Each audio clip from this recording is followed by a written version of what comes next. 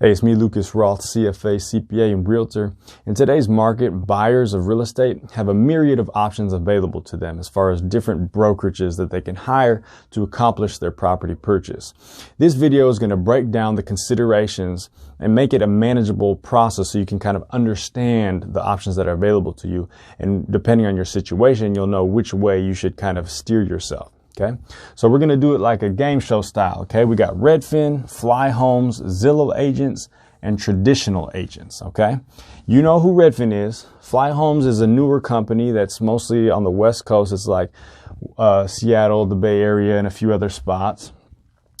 These are both discount brokerages. Zillow agents are traditional agents that pay Zillow for advertising so that when you search on Zillow, they pop up as options for you to contact.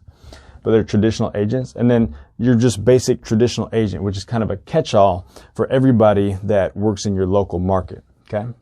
First things first, the first criteria, contracts. Okay. So every real estate agent knows how to fill out the MLS contracts to accomplish the purchase of a property. Okay. And this is a complete wash. Okay. You cannot pick an agent based on who is better at filling out forms. That would be a terrible way to pick an agent. Rebates. Okay, we're still in the land of like black and white, just, you know, what are the numbers, right? Redfin, you can check out a video I just did, which was on Redfin and the rebates that they do, but it's about 0.25% right now. So that 0.25% of the purchase price will go back to the buyer at closing on average. Some of them are zero, some of them are more, but you know, that's just an average number. FlyHomes.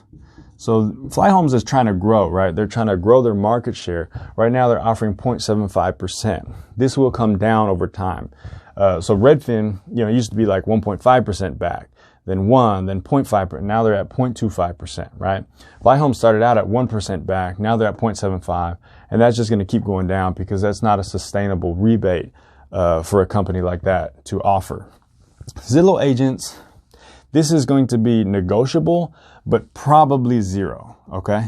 So the reason why I say that is because these are traditional agents, they're hustling, they're experts, they're usually like pretty successful, and so they're not probably gonna pay for advertising, and then when they get a lead, then also pay a rebate to the lead.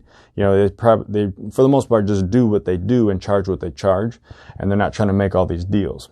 Now, traditional agents, there's a wide variety of traditional agents in your market, right?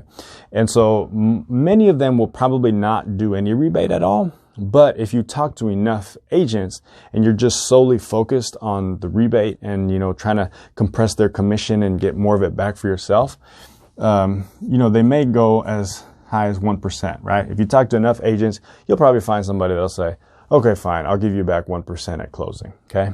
More of them are going to be at zero though. All right. So relationship.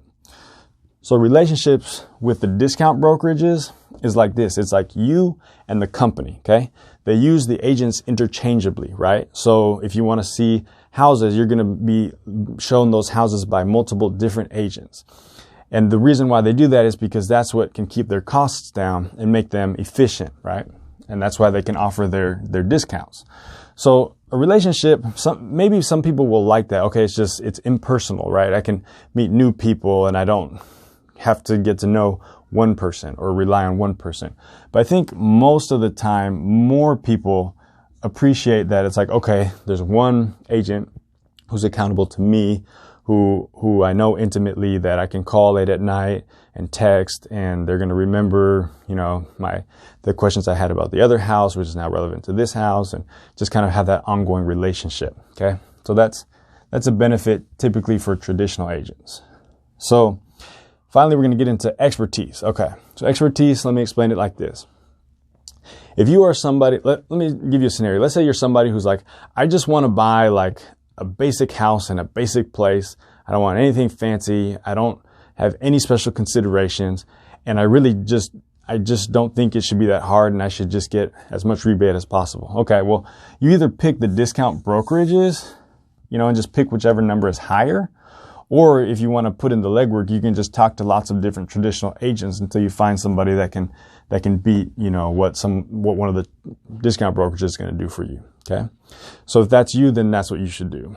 However, if you're somebody who like has a specific objective. Like, so the most common one of people that I talk to is they say, well, I want to retire early. I want to develop passive income. I want to have money from rental properties, right? So if that's your expertise, then what I would say is you can search for that at Redfin and FlyHomes, but it probably is not going to work because, like I say, all the agents are interchangeable. So you can't really go to Redfin and be like, I want to interview like 3 of your agents. You know, it just doesn't work that way. In these models, you get what you get and you don't get upset. Now, Zillow agents, I would also say these are traditional agents that are paying for advertising on Zillow.